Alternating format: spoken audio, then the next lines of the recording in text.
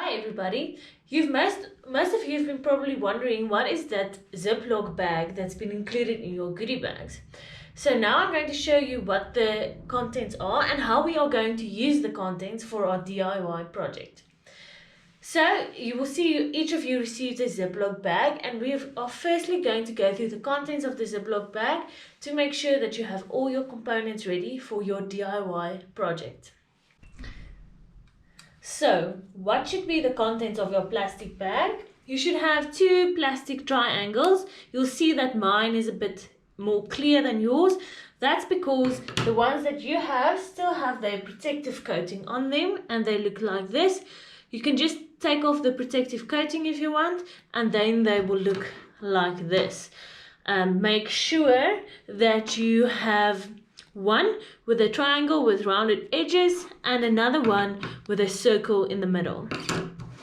The next component that you should have in your plastic bags is a motor that looks like this and a battery holder pack that looks like this. The battery holder pack is soldered to your motor, and that's the next component that you should have.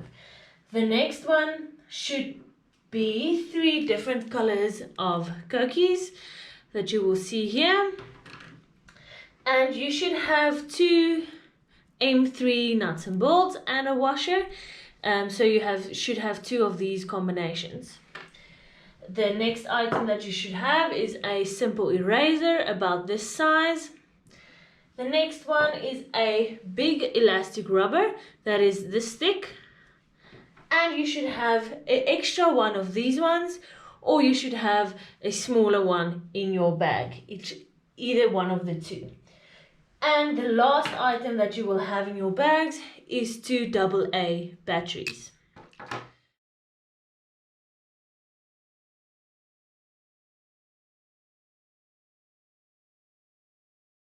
So we are going to start with our 3 cookies. We're going to place them into our plastic plate. So we are going to start with the one with a circle and place your cookies into it until it reaches the cap's end. So just place them in here until there. And now you can turn your plate around and it will balance on the 3 cookies. Now you can take your rubber band, the thick rubber band, not the small one, the thick one. Take it and place it over your 3 cookies like this, and you will see that it makes it fit a bit more snug. Now we are going to take our electric motor that looks like this, and we will take it through the round hole and take it through here. So now you see that the battery pack should stay at the bottom, and now we take our other plastic plate with the rectangular with the curved edges and we push through our electric motor. You will see that the electric tape makes it fit a bit more snug, but if you place it through, you will see that our motor will stay there. So you push it through until you reached this part. Don't push it beyond that because it shouldn't go farther than that. Okay, now you will see in our plastic plate, I'm just going to use the other one as an example. It has this longer edges. You will see that the circle one and the other one has the longer edges. So if you line up your plastic plates, they should line up as well, but it should still form a triangle at the bottom and at the top. So you see they line up now at this position, but the triangles don't line up. So I'm going to rotate them until here, and you will see that my triangles line up and the lines line up. So now I'm going to push through my ends of my cookies. I'm going to push them through like that and push them until they reach the elastic band, and the elastic band will be a spacer between the bottom plate and the top plate, so you see that it's straight there. So now you have your battery pack on the one side and your motor on the other side, and now you can take your battery pack and you will see in your battery pack there is little holes. Okay, so I'm just going to put that a bit aside for now. You will see that you have M3 nuts and bolts and a washer. So just take them apart so that you can remove the washer. So now I have all of these ones separate. I have this one, my washer. It's difficult to pick them up. My washer and my nut. I have all three separately. Go and put them down. Be careful with those ones. If you drop them, it's difficult to find them on the floor because they are so small. So I'm going to line up my battery pack with the center axis of my motor. So you will see here is the center axis of my motor. I'm going to line it up with a center hole on my battery pack. So I'm going to keep it there just with my thumb. And now I'm going to take this one at the last hole of my battery pack. I'm just going to put it through like this. And it goes through that hole there. And should go through towards the other side. Okay, so I have this one. And I want to also do the other side. So you'll see that there is a smaller hole on this side. And I'm going to put through my M3 screw through there. So I'm going to just put them and make sure that they align with the center axis there, the center hole there. So now you can turn it around, but just make sure that it doesn't fall out now. So I'm going to turn it around, and then I'm going to add my washer.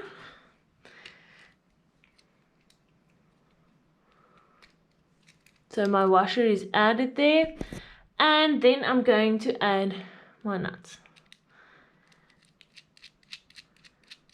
I'm just going to tighten it a bit up there, not too tight because I still have to do the other side. So you also have to do this for the other side. So for the other side, I'm also going to add my washer, and it's added.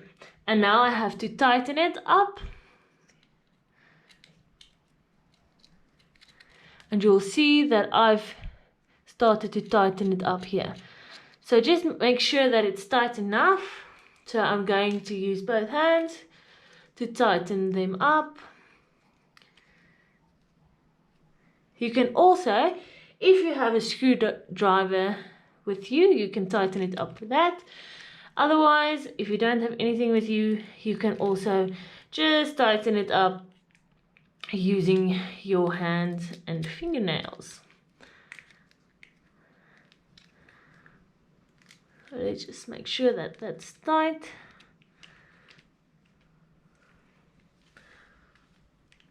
I'm still tightening up mine.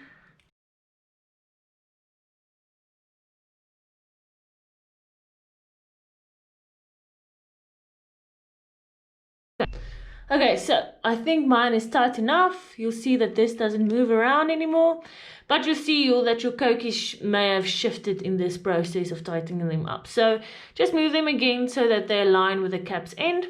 And if you put them down, it should look a bit like this. Okay, so what are we going to do next? What's next? This thing has kokies, but how will this be a doodling robot? Okay. So what you can also do, if you see that your kokies does not want to work with you and does not want to be in a triangle and does not want to align, you can also place the extra rubber band that you have around the kokies.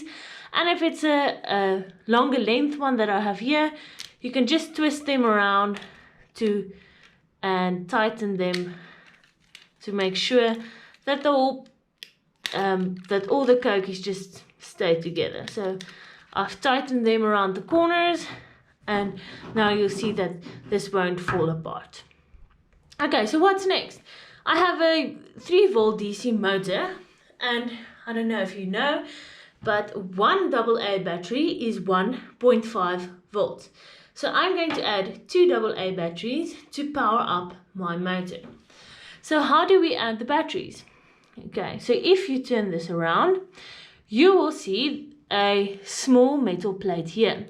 Make sure that this one is pointing up like mine, because this will act as the switch in your robot. So we want to insert our batteries. Remember that a battery has a positive and a negative and a positive sign. So I want the flat side to go onto the spring. So I'm just going to insert that on this side, and I'm going to also insert the other one. So flat side also always goes on the spring. So now my batteries are inserted into my doodling robot. Okay, now the last part that you have to do for this robot is that you'll see that all of you have received a small eraser. You will see that I've used mine a bit for this robot, but take your eraser, then determine where is the center part of your eraser. So you have to determine the center part of the flat side. Don't determine the center side of that side, of this side. Okay, and now if you determine the center part, you can place it over your axis of your motor. So I've placed it over the axis. I want to show you closer. So you will see that what was here was the axis of the motor, but now I've placed my eraser over the axis. And now we are done. But how does this doodling robot work? We just have this thing now, but it doesn't do anything. So if you have your blank sheet of papers ready, place your blank sheet of paper underneath your doodling robot. And when you are ready, remove the caps of your cookies. So I'm going to remove the caps of my cookies. Just going to place them aside because I'll need them when I want to close them again. Okay, so I've removed my caps, and now this thing is open, but still it isn't doing anything. Now I'm going to close my switch. So you see that we have the switch there, and now I will close it. Okay, so I'm going to turn it around, not closed yet, and I'm going to close it. Then you will see that this eraser is rotating at an enormous speed. But now I'm going to put this down and to check what this robot will do. And now you'll see that we have a doodling robot. So you can move the paper around, you can nudge your robot around, and you'll see it makes quite cool different patterns. You will see that it will start turning around in a circle like that, but you can also make cool other patterns by shifting the weight of your eraser. So I'm going to stop mine quickly. You can stop it by just opening your switch. So I want other patterns. I don't only want a circle going around. So I'm just going to put that paper aside. So that was our first try. You will see I'm going to show it closer to you that it made circles. So what do we want now? If you shift the length of your cookies, you will see that it stands on another direction. Let's check what happens now. Now it will run away from you because it's not the same direction, same length of cookie on each side. So I'm going to make sure that my cookies is the same length on each side. You can use the cap as a measure. So let's just check there. Okay, so I'm going to start it up again, and now it should make perfect circles. So let's check. So now you'll see that it starts turning around in a circle. It will make circle patterns. You can also make other, so you'll see it just turns around in a circle. Just nudge it a bit if it goes around off your paper. But yes, now it is turning in a circle. If you want to maybe experiment with your DIY robot, you can shift the weight of the eraser. So the eraser serves as a weight for the axis of our motor. So I'm going to put it on in the vertical axis and check what it does then. So my eraser looks like this now. So I'm going to turn it on again. What's happening now? Now it's only standing still because that weight is centered. It will start moving, but very slowly after a while, and you most probably should give it a nudge, otherwise it won't start moving. So the weight should be off center, and I'm going to switch it off again.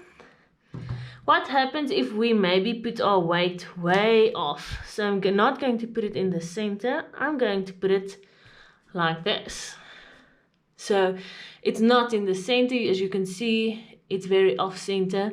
So let's check what happens now. So I'm going to switch it on again. Now it's going crazy. It will just go all the way around and run away from you because the weight is not centered. So I'm going to switch it off again by using that. So that's your doodling robot. So each of you should have a doodling robot by now, or still building yours. Please send us your doodles that you've created with your robot, and let us see what you can create with our DIY project. Thank you very much, everybody, and I hope all of you have your DIY doodling robot ready.